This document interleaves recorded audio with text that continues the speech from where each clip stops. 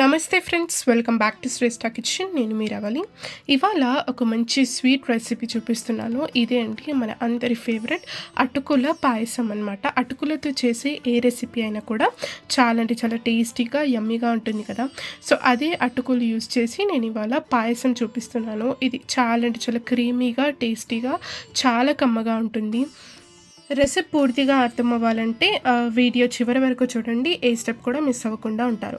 So ఈ అటుకుల పాయసం కోసం నేను ఇక్కడ ముందుగా ఒక ప్యాన్ అయితే పెట్టేసుకున్నాను. స్టవ్ మీద ఇలా ఒక ప్యాన్ పెట్టేసుకొని ఒక 2 స్పూన్స్ అంతా నెయ్యి ఇందులోకి వేసుకుందాం. నెయ్యి కొంచెం వేడయ్యాక ఇందులోకి అటుకులను వేసుకుందాం. నేను ఇక్కడ ఒక 1 కప్ అంటే దొడ్డు అటుకులను వాడుతున్నాను. సన్న అటుకుల కన్నా ఇలా దొడ్డవి ఇందులోకి చాలా బాగుంటుంది పాయసంలోకి. ఇలా అటుకులు వేసుకున్నాక చిన్న ఫ్లేమ్లో మంచిగా దీన్ని దూరగా వేయింపుకోవాలి. ఒక 2-3 నిమిషాల సేపు వేయించుకుంటే సరిపోతుంది. నెయ్యితో పాటు ఇలా వేయించుకోవడం వల్ల మంచి క్రిస్పీగా మారుతుంది మనకు అటుకులు. అటుకుల్ని వేయింపుకొని మనము పాయసం చేసుకునడం వల్ల మంచి టేస్ట్ కూడా వస్తుంది పాయసంకి. ఇలా మంచిగా అటుకులన్నీ కూడా వేపుకున్నాక ఇందులోకి 1/2 లీటర్ అన్ని పాలు నేను ఇక్కడ వేసుకుంటున్నాను. పచ్చి పాలే వేసుకుంటున్నానండి. మరి కావాలంటే కాచి పెట్టుకున్న పాలైనా కూడా వేసుకోవచ్చు. ఇందులోకి 1 గ్లాస్ అంతా వాటర్ కూడా వేసేసుకొని మంచిగా అటుకులతో పాటు ఈ పాలల్లో అన్నీ కూడా అటుకులు మిక్స్ అయిపోయేలాగా ఇలా బాగా ఒకసారి కలిపేసుకుని మంటను హై ఫ్లేమ్లో పెట్టేసుకుని ఒక పొంగు వచ్చేంత వరకు ఆగి ఆ తర్వాత కలుపుకుంటూ కొంచెం సేపు మంచిగా అటుకుల్ని బాయిల్ చేసుకోవాలి పాలల్లో.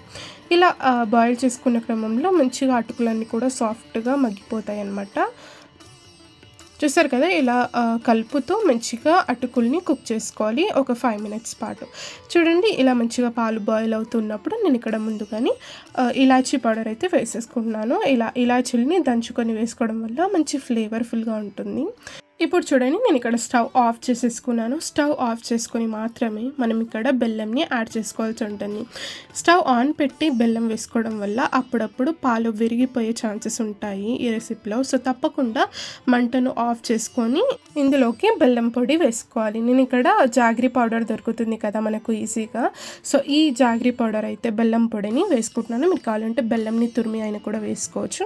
సో నేను తీసుకున్న 1 కప్ అటుకులకి ఒక 3/4 కప్పు బెల్లం పొడి అయితే నేను ఇక్కడ వేసుకున్నాను. సరిగ్గా సరిపోతుంది స్వీట్నెస్.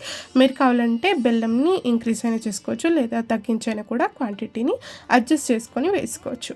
ఇలా బెల్లం అంతా కూడా ఈజీగా కరిగిపోతుంది. ఇప్పుడు దీన్ని పక్కన పెట్టేసుకొని ఒక ప్యాన్ పెట్టేసుకొని మనం డ్రై ఫ్రూట్స్ని అయితే వేయించుకొని తీసుకుందాం. కొంచెం నెయ్యిలో బాదం, కాజులు, అలాగే కిస్మిస్లను కూడా వేసుకొని మంచిగా దూరగా మంచి గోల్డెన్ బ్రౌన్లోకి మారేంత వరకు బాగా వేంపుకొని ఈ డ్రై ఫ్రూట్స్ని మనము పాయసంలోకి యాడ్ చేసేసుకుందాం.